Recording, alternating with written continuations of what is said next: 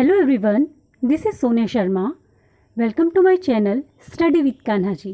Dear students, देखिए ये जो टॉपिक आज मैं आपको स्टार्ट कराने जा रही हूँ ये आपके हर एग्ज़ाम्स की वजह से बहुत इम्पोर्टेंट रहने वाला है।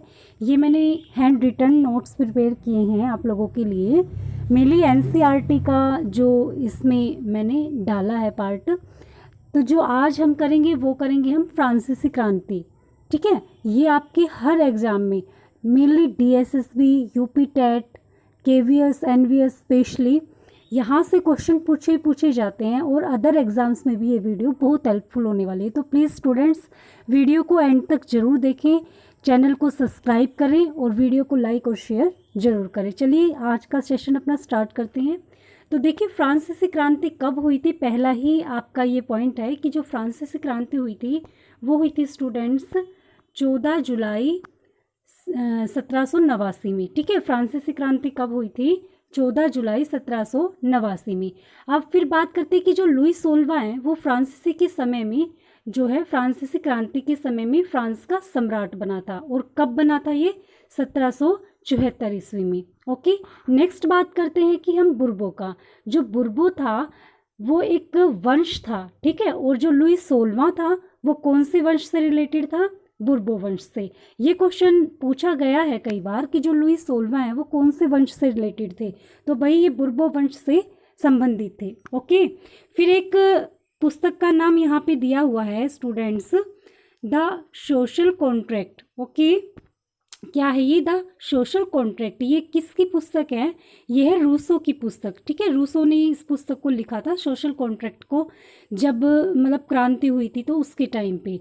फिर है कि लिब्रे। लिब्रे क्या है भाई? लिब्रे जो थी वो फ्रांस की मुद्रा का नाम है।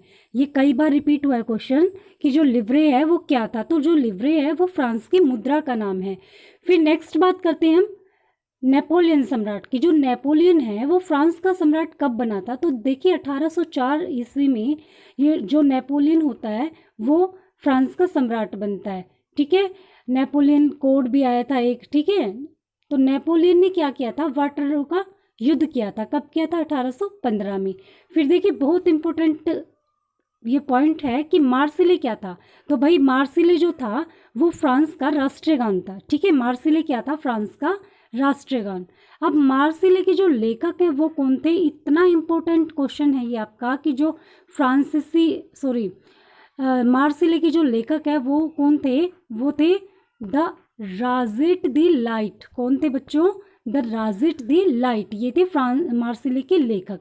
फिर बात करते हैं कि फ्रांस उपनिवेशों से जो है दास प्रथा की समाप्ति कब हो गई थी? जो फ्रांस में दास प्रथा चली हुई थी ना, वो कब समाप्त हुई थी? 1848 में। फिर देखिए एक नाम दिया हुआ है आपको यहाँ दिखाई दे रहा होगा, मैक्समिलियन रोबेस्पियर। ठीक है, तो ये कौन थे भाई? मैक्समिलियन रोबेस्पियर ये थे जैकोबिन क्लब था एक। ठीक है, उनके नेता थे। कौन थे? उनके नेता। किसके? जैकोबिन क्लब के। फिर हम बात करते हैं स्टेट्स जनरल। अब स्टेट्स जो जनरल है वो कौन थी? एक सभा थी। ठीक है, एक सभा थी जो सम्राट को अपने सजेशंस वगैरह देती रहती थी।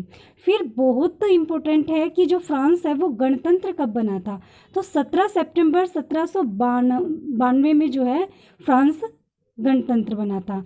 फिर यहाँ से क्वेश्चन डीएसएसबी में कई बार रिपीट हुआ है ये कि 14 जुलाई 1789 को कौन सा जो जिला है वो तोड़ा गया था? तो भाई बास्तिल का जो किला है वो कब तोड़ा गया था? 14 जुलाई 1789 को। और जो क्रांति की डेट है वो भी यहीं से जो है क्रांति का शुरुआत होती है। ठीक है, फिर डायरेक्टरी शासन है।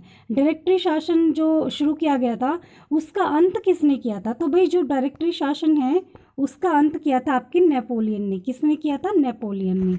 फिर नेक्स्ट बात करते हैं हम टाइद और टाइल। देखिए ये बहुत इंपॉर्टेंट थे इसके अंदर कि जो टाइल था वो क्या था, टाइड था वो क्या था। तो बच्चों जो टाइद था ना, टाइद वो था एक धार्मिक कर। ठीक है, टाइद एक धार्मिक कर था जो कि चर्च के द्वारा लिया जाता था। कितना? एक सही 10 बटा भाग लिया जाता था इसका। ओके, फिर जो टाइल होता है, टाइल क्या था कि जो टाइल है वो सीधे राजा को दिया जाने वाला कर था। किसको दिया जाने वाला था? ये राजा को दिए जाने वाला। अब इनमें आपको डिफरेंस समझ आ गया कि टाइड और टाइल क्या था। टाइड जो था वो था एक धार्मिक कर, ठीक है, जो किसको दिया जाता था? चर्च को, जो पादरी लोग वसूलते थे।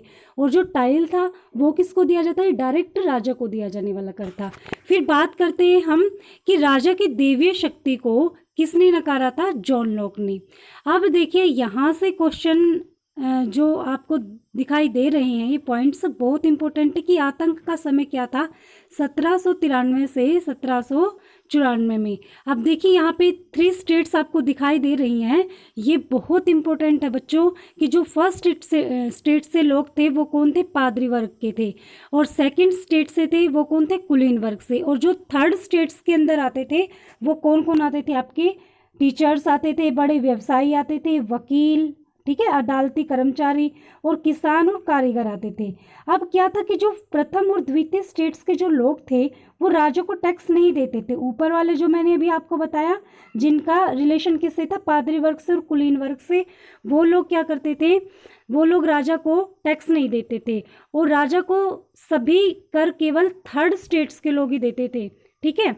ये जो ऊपर वाले मैंने आपको भी बताई ये लोग नहीं देते थे। तो एंटोनीट कौन थी? भाई ये ऑस्ट्रिया की राजकुमारी थी जिनका विवाह किसके साथ हुआ था? लुई सोलवे के साथ हुआ था। आपसे पूछ सकता है एग्जामिनर कि भाई जो लुई सोलवे की पत्नी थी वो कौन थी? तो एंटोनीट जो थी वो ऑस्ट्रिया की राजकुमारी लुई सोलवे की पत्नी थी। ओके, फिर फ्रांस में जो नेशनल असेंबली की स्थापना है वो कब हुई थी? 14 जुलाई 1789 को। फिर है कि रोबेस्पियर को गिलोटिन पर कब चढ़ाया गया था? तो भाई रोबेस्पियर को जो है गिलोटिन पर 1794 में चढ़ाया गया था। अब फ्रांसीसी क्रांति के 3 मूल तत्व थे। कौन कौन से थे? स्वतंत्रता, समानता और बंधुत्व। फिर बात करते हैं हम कि फ्रांस में महिलाओं को मताधिकार कब दिया गया था? तो फ्रांस में महिलाओं को जो मताधिकार मिला था स्टूडेंट्स, वो मिला था 1946 में। फिर नेपोलियन की पत्नी, बहुत इंपॉर्टेंट क्वेश्चन है, कई बार ये पूछ लिया जाता है कि नेपोलियन की जो पत्नी थी वो कौन थी? तो जोसेफाइन जो थे, ये गोरिया लुइसा से इन्होंने शादी की थी, ठीक है। अब फिर है लुई सोलवे को फांसी पर कब चढ़ाया गया था? तो जो लुई सोलवे आपके, इनको फांसी पर चढ़ाया गया था बच्चों 21 जनवरी 1793 को। ओके, फिर बात करते हैं कि नेपोलियन बोनापार्ट का जन्म कब हुआ था? तो नेपोलियन बोनापार्ट का जो जन्म है वो कोर्सिका द्वीप पर हुआ था। फिर 1794 में जो फ्रांस में कब्जा हुआ था वो 1804 में स्वयं को इन्होंने इसमें क्या किया था कि नेपोलियन ने स्वयं को सम्राट घोषित इसमें कर दिया था। अब नेपोलियन की एक कर प्रणाली था, ठीक है, कर प्रणाली जो है नेपोलियन ने केंद्रीकृत की थी। फिर बैंक ऑफ फ्रांस की स्थापना भी इन्होंने की थी और एक जो है नेपोलियन ने कोड लगाया था जिसको हम क्या बोलते थे? Civil law code. ओके, फिर इसकी स्थापना की थी। इसमें इन्होंने क्या किया था कि जो महिलाएं हैं उनको भी पुरुषों के सेम इन्होंने राइट्स दिए थे। फिर बैंक ऑफ फ्रांस की स्थापना नेपोलियन ने कब की थी? तो बच्चों बैंक ऑफ फ्रांस की स्थापना नेपोलियन ने 1800 ईस्वी में की थी। नेक्स्ट है कि 70 से अधिक देशों ने, अब बात आ जाती है कि नेपोलियन के कोड को कितने देशों ने अपनाया था? तो जो नेपोलियन का कोड है बच्चों वो 70 से अधिक देशों ने नेपोलियन की कोड को अपनाया था। अब इस कोड को कब लगाया गया था? तो इस कोड को 21 मार्च 1804 ईस्वी को लगाया गया था। नेक्स्ट बात करते हैं हम कि वियना सम्मेलन कब हुआ था? तो वियना सम्मेलन हुआ था 1815 में और नेपोलियन की पत्नी का जो नाम था वो था मैरी लुइस। क्या था? Mary Louis. ओके स्टूडेंट्स, ये बहुत हेल्पफुल वीडियो है। इस वीडियो को आप ज़्यादा से ज़्यादा लाइक करें, शेयर करें और जिन्होंने मेरे चैनल को अब तक सब्सक्राइब नहीं किया है प्लीज़ वो एक बार मेरे चैनल को सब्सक्राइब कर लें, क्योंकि मैं ऐसे ही आप लोगों के लिए हेल्पफुल वीडियोस लेकर आती रहूँगी जो आपकी हर एग्ज़ाम के बेस से आपके लिए बहुत इंपॉर्टेंट होगी। Thank you. हैव